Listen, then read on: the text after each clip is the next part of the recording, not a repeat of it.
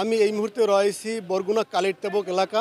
আপনি জানেন যে এই ৩৬ জুলাই আন্দোলনে প্রায় ২,০০০ লোক কিন্তু শহীদ হয়েছেন এবং অনেকেই প্রায় ১০,০০০-এর উপরে কিন্তু আহত হয়েছেন।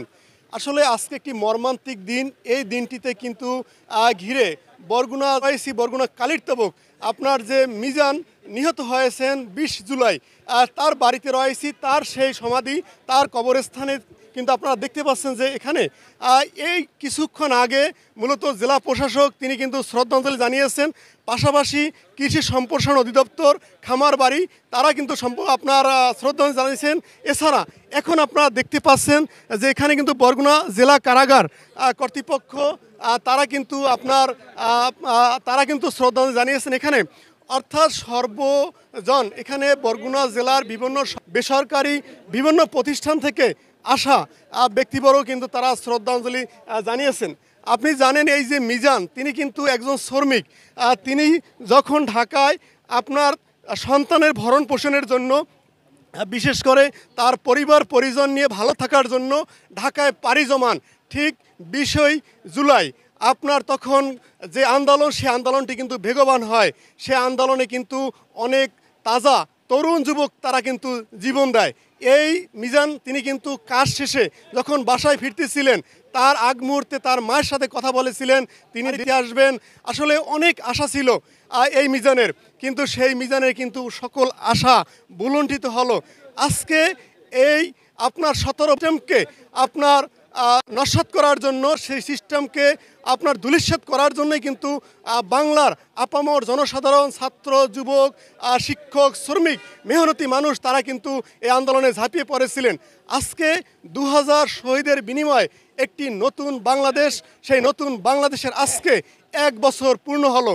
এই ১ বছর পূর্ণতায় কিন্তু আজকে বরগুনাতে অসংখ্য জানাতে চাই যে আজকে কিন্তু কথা ছিল যে বরগুনা জেলা প্রশাসক কার্যালয়ের সামনে থেকে আমরা মূলত সার্কিট হাউস মাঠে ওখানে যে আপনার শহীদদের স্মরণে আমরা শ্রদ্ধাঞ্জলি পুষ্প, আসলে এটি হয়নি।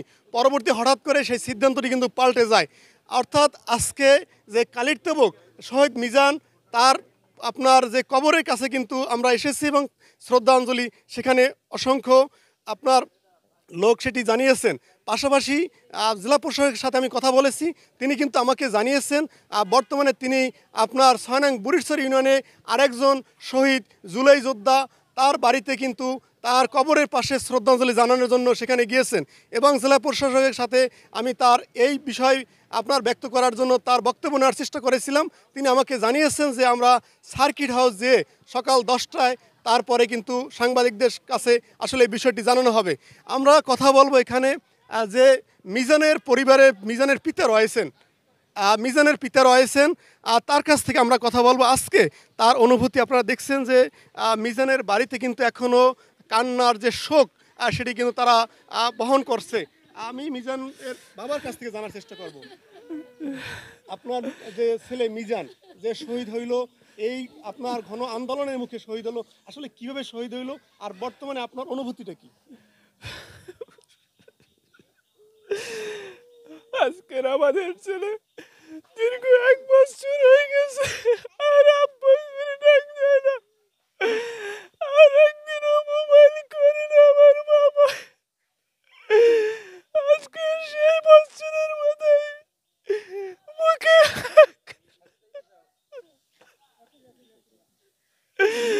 আজ আমি শত লোকজন থেকে আমার বাবার দেখি না। আমার বাবা কত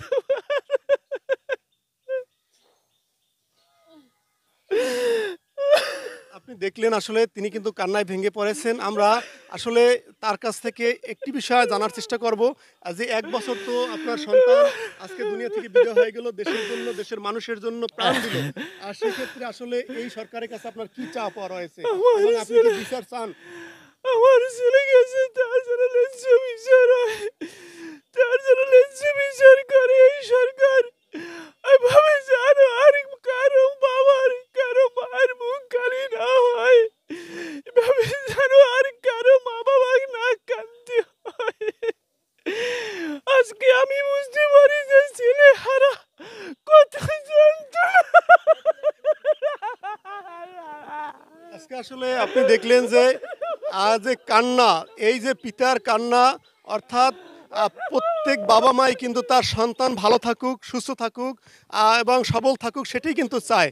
আসলে আজকে তার সন্তানকে হারিয়ে এবং এই যে অসংখ্য মানুষের ভালোবাসা, ত্যাগ, সেটি যেমনিভাবে একটি আনন্দ, তেমনিভাবে কিন্তু তার মধ্যে যে কষ্ট, চাপা কষ্ট, সেটি কিন্তু আমরা দেখতে পাচ্ছি। পাশাপাশি তিনি কিন্তু মিজানের বাবা, তিনি কিন্তু এটি নিউজকে জানিয়েছেন যে আসলে এই যে তার সন্তান হারিয়েছে সেটি বড় দুঃখ নয়। একটি নতুন করে একটি দেশ স্বাধীন হয়েছে, একটি বৈষম্য দূরীকরণের জন্য আজকে যে এই তার সন্তান জীবন দিয়েছে এটি তার কাছে বড় কথা, এবং তার সন্তানকে যে অসংখ্য মানুষ শ্রদ্ধাঞ্জলি জানিয়েছে, তার সন্তানের কবরের কাছে এসে সালাম জানিয়েছে, এটি তার কাছে বড় কথা। আরেকটি বিষয় তিনি কিন্তু তার কান্নার মধ্যে স্পষ্ট হয়েছেন, তিনি বলেছেন যে এই আপনার শহীদদের প্রকৃত বিচার তারা চাচ্ছেন। আসলে এই শহীদেরা মারা গেছেন, তাদেরকে কারা গুলি করে মেরেছেন, যারা মেরেছেন, যে স্বৈরাচার, যে সকল অপরাধী, তাদের আপনার বিচার চেয়েছেন। আজকে একটি বছর পার হলো, এখন পর্যন্ত শহীদরা কিন্তু বিচার পেল না, যার কারণে কিন্তু তাদের কান্না এটি কিন্তু দীর্ঘমেয়াদী হয়ে দাঁড়িয়েছে বলে আমরা মনে করি।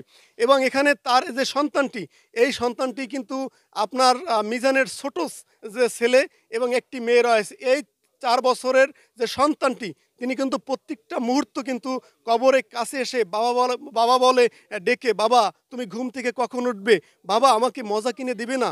এই যে সন্তানের আকুতি, সন্তানের কান্না, আসলে এটি কিন্তু আমাদের মধ্যে যে অনুভূতি, আমাদের কষ্ট, সেটি কিন্তু বাড়িয়ে দেয় বলে আমি মনে করি।